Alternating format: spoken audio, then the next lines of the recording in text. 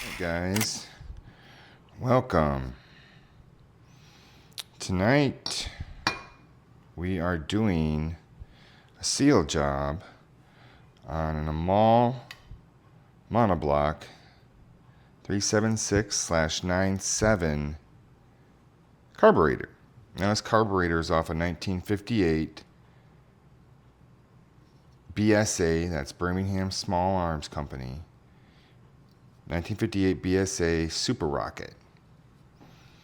Okay, now what we're going to do, if you'll see here, you'll see how remarkably clean this carburetor is. The needle, when I pulled it off, was virtually brand spanking new. Now there is a little bit of build up in here. You can see we're going to hopefully clean that out. But other than that, hopefully we're just going to be redoing some seals on this. But this is actually called the Monobloc because it had one-piece float chamber design. Earlier carburetors used separate float bowls connected to external fuel lines, while Amal simplified it and casted everything together in a single body, making it lighter, more compact, and more reliable. Now this thing still has some heft to it, not like new carburetors today or fuel injectors or anything like that. So what happens is the fuel comes in here through a filter, fills up this, and has a brass float inside that goes up and down, and that's what this tickler does, is it pushes the float down, allows more fuel to flood the carburetor. It's easier starting. Okay, there's a little filter right in here, and everything comes up through the jet, the needle, and into the intake. Okay, and here's where the throttle cable comes down into. I've already removed that. You see my earlier videos. But yeah, and as the engine breathes, it pulls the fuel right through here.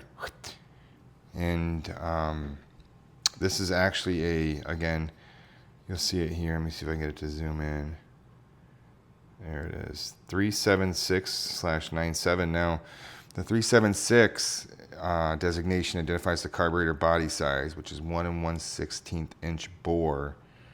And the 97 suffix identifies the original factory specification, including the jetting and the setup intended specifically for this application. Now, when I looked inside the carburetor again, I found it completely clean, free of everything. The needle was clean. Passages looked untouched. This thing saw service decades ago, and for that, the man that had this before me loved this motorcycle. So we're going to very carefully start taking this apart. Very carefully, very carefully. So I'm going to get some tools together and we'll be right back. With the Amal Monobloc 376/97 carburetor. We're going to get right to it. So first thing we're going to do, I think, is we're going to take off this fuel filter here. Now it has two fuel lines that come in, 1, 2. They both run through a little filter right here. It's a little filter you can see, it's just a little screen. And down into the bowl. And the float stops it from going up, and that's where the fuel comes from. So we're going to go ahead and get this opened up. Got my Whitworth tools here. Believe.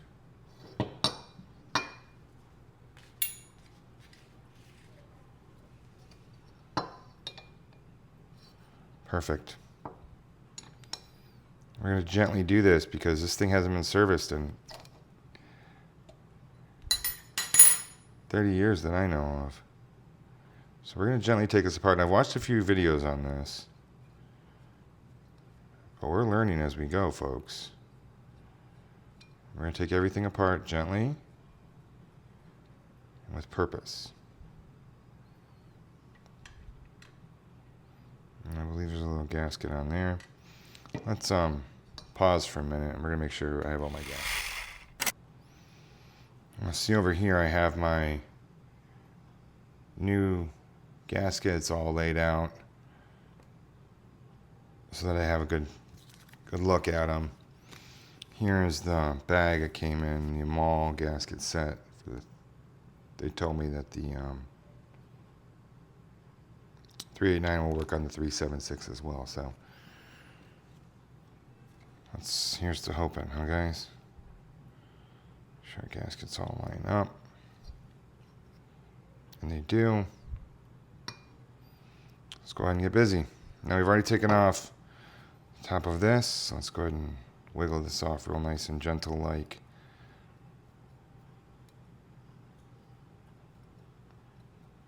Now it's got a little bit of buildup in here. This could stand to be put through a sonic clean. See if this filter comes off pretty easily. You can smell the old aluminum. Here it comes. There it goes. It comes off. I'm going to see that that's pretty clean. Just clean it off with my fingers. Really nothing to it.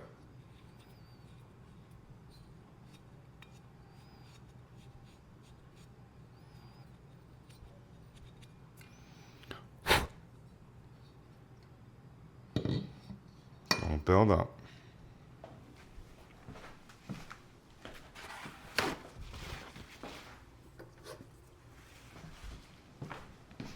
Again, this thing hasn't seen the light of day in 30 years. So,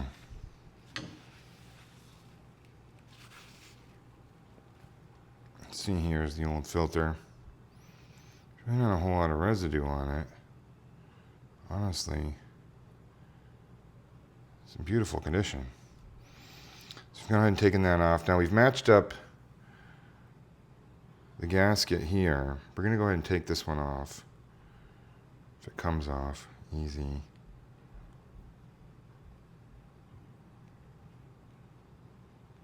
Now if my kids come down, we're going to have to take a detour on this.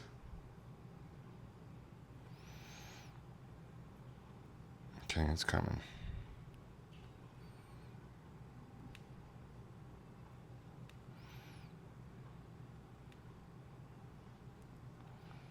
Here it comes. There it goes. Okay, it's coming right out now.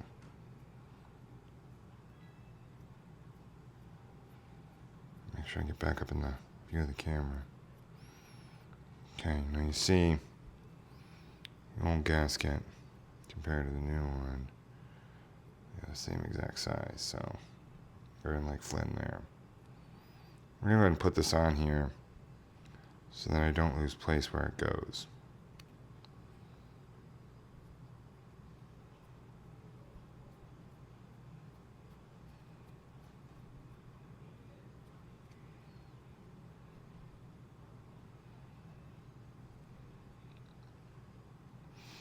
Now again,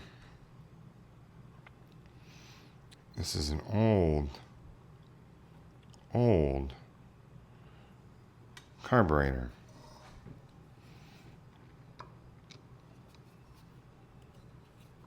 See, it didn't take me very much to twist that. Because actually, what I've learned is that if you torque this down too much, it'll warp this, as it's just aluminum. So, we're going to do this the old British way, good and tight. We're going to put it back together.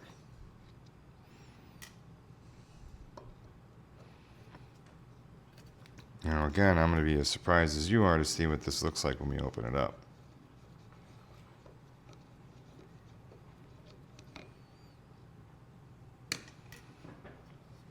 Ready?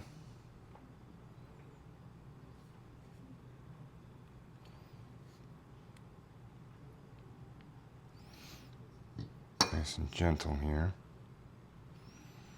Now we're not going to use anything to pry underneath it, because again, this is just aluminum. So I'm not going to shove a screwdriver underneath there. I don't think. There it goes. Let's see what it looks like. You ready? Oh my word. Would you look at that? Look at how beautiful that is.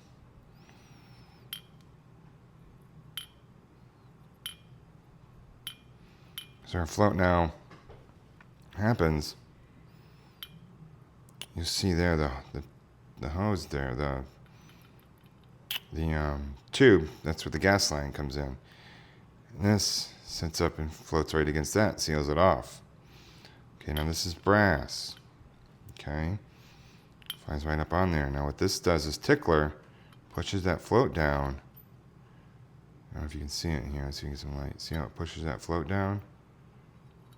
It allows the carb to flood just a little. Now, you don't want to do it too much, because if you let it go too much, you might as well go mow the lawn, because you ain't riding a bike today.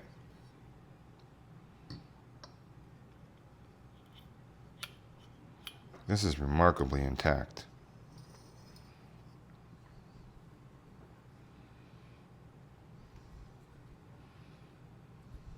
Remarkably. And there's a little bit of buildup back here. Oxidation. I don't want to use anything abrasive on that. I'm going to go ahead and peel this old gasket off here.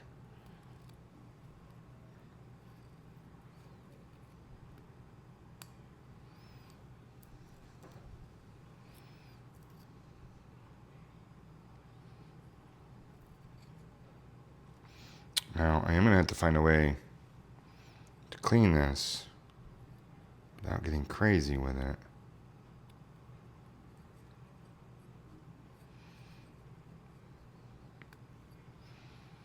You don't want things like screwdrivers being used. When we get everything clean, we're going to show you how to put this thing back together. So, all right, what do we got here now? What's next? Now, let's turn it over here. These are the adjusters here. This will allow you to adjust the, Now, I'm not going to move those. I'm not going to play with those. I don't want to play with those. What I'm going to do here, it looks like there's a gasket right here. Looks like this goes in that place. Or it should go in that place. This is too large to go in that place.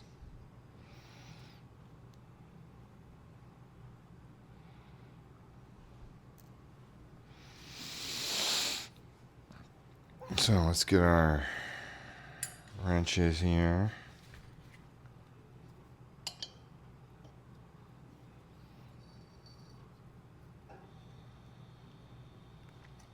Got a little bit of stubbornness here.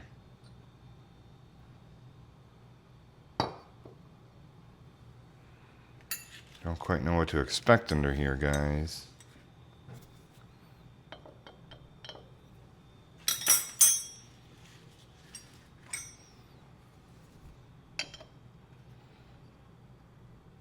Oh, now we got a problem.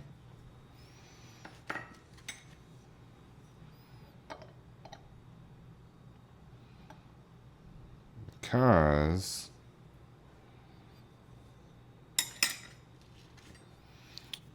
one of these fits this. I would hate to pull that apart. Well, that gasket looks like it's in good shape. We're going to leave that alone, I think.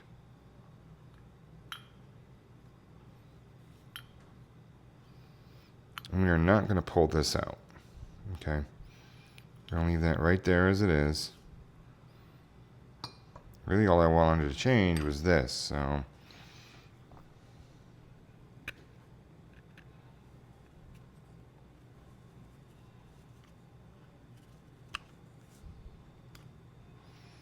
I'm going to get this face cleaned up. We'll be back. Now we've done. We've gone through and we've given this a light sanding. Removed all the old gasket. I'm going to go ahead and reseat this.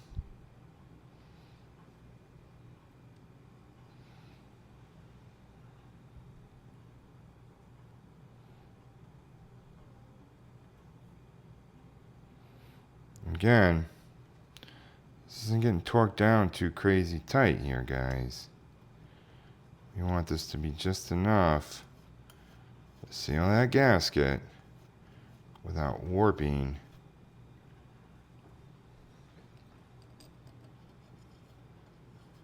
the cover. And you can do that.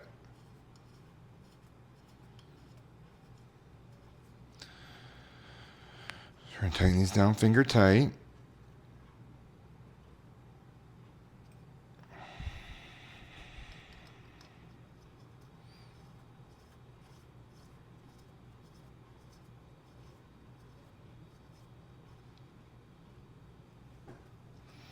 Finger tight. Again, we're going to do this the old British way. So you can think about it. When the men did these, they did them by hand. I didn't think torque wrenches were a thing, and I don't think there's even a torque wrench you can use in a Phillips head or a straight edge screwdriver. So let's give them a good 1/8 of a turn to start. 1/8 of a turn. 1/8 of a turn.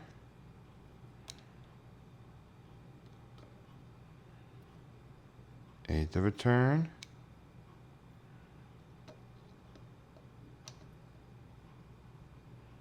One more 1/8 of a turn here. 1/8 of a turn. 1/8 of a turn.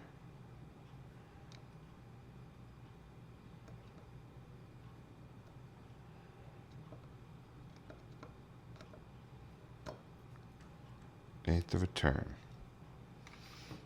Okay. Looks to be nice and seated. I think that's going to be good.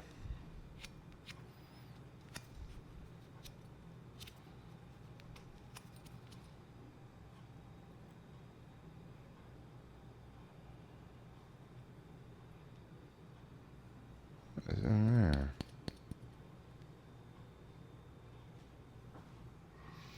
Got a little buildup in there, so I'm going to go get some tools to clean it out with here. Cleaned out the fuel intake. Fuel inlet. I'm going to go ahead and put our new filter on. That was a nice fit right over the top there. No, looks like we got to clean this out a little bit. Got some buildup in here.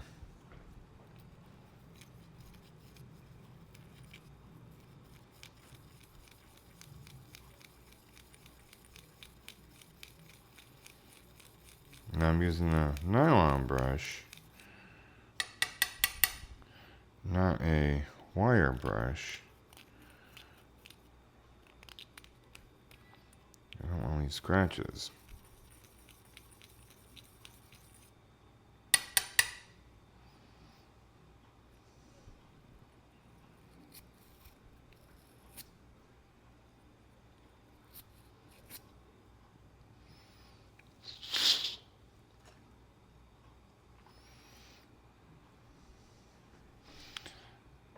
Put this back on.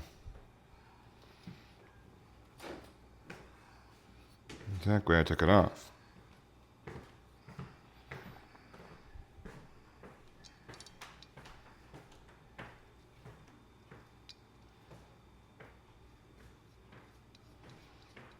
Again, we're going to torque this the old British way.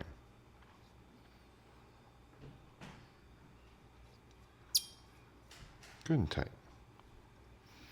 We have two things going on here we're going to be torquing down. We've got a cardboard in here. We've also got the plastic on the bottom there, you'll see. So let's get this. We're going to start with 1/4 of a turn. 1/8 of a turn, 1/4 of a turn. I think that's all the juice we're going to put on that right now. Now I'm not going to know until I get this thing on, get fuel into it if that was tight enough. But the good thing about that is that I will know where to go if it's not good enough. So right together, and again, we set out to change this gasket, redo the filter. I think we accomplished that. Now, a little more gasket in here we're going to change out when we put it back together. So again, guys, this is the Amal Monobloc 376 by 97. Beautiful piece of history. Beautiful piece. We get that all cleaned out too, don't worry. But that's all I want to do tonight. Thanks for watching, guys. Bye.